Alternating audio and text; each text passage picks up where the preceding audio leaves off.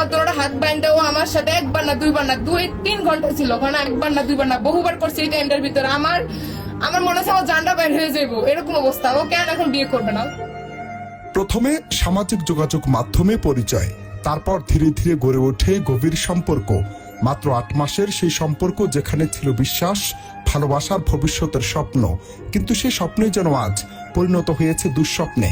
ভোলার চরফেশনের ঘুইঙ্গারহাট এলাকায় ঘটেছে এক চাঞ্চল্যকর ঘটনা। প্রেমিকের দেয়া বিয়ের প্রতিশ্রুতি ভেঙে যাওয়ায় প্রেমিকা সুরাইয়া বেছে নিয়েছেন এক কঠিন পথ।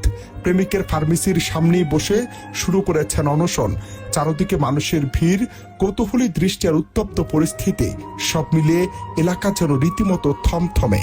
মানে ওর কাছে আমার ভালো লাগে এইসব আসতে, মানে প্রথম যেভাবে সব সম্পর্ক হয়েছে ওভাবে হয়েছিল। আমি বলছিলাম কি বিয়ের বয়সে প্রেমের প্রস্তাব দিয়ে লজ্জা দিবেন না, আমি ওর এই কথাটা বলছিলাম। ও বলতেছে রিলেশন করি আমরা, আমি বলছিলাম রিলেশন আমি করবো না, বিয়ে করলে আমি রাজি। জানা গেছে সামাজিক মাধ্যম থেকে শুরু হয়েছিল সুমন ও সুরাইয়ার পরিচয়।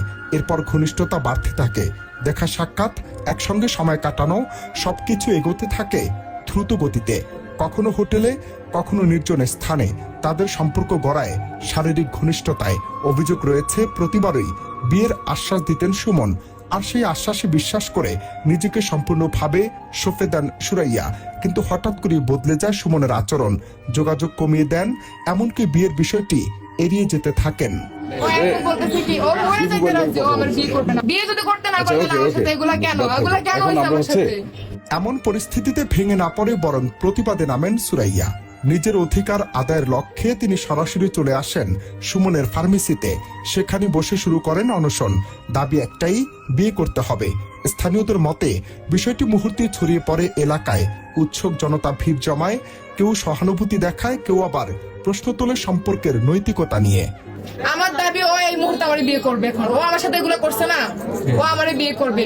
ও আমারে খারাপ বলতেছে, ও আমার মতো আরো 4-5টা মেয়ের সাথে একই কাহিনী করছে, একই কাহিনী। কারণ আমার ইজ্জত আর নাই, আমার ইজ্জত ওর হাতে। আমার রাজনীতির হুমকি দেয়, মিজান ভাই আমার বংশ শেষ করে দিব। এই ঘটনাটি শুধু একটি প্রেমের সম্পর্কের ভাঙন নয়, বরং সামাজিক বাস্তবতার এক কঠিন প্রতিচ্ছবি।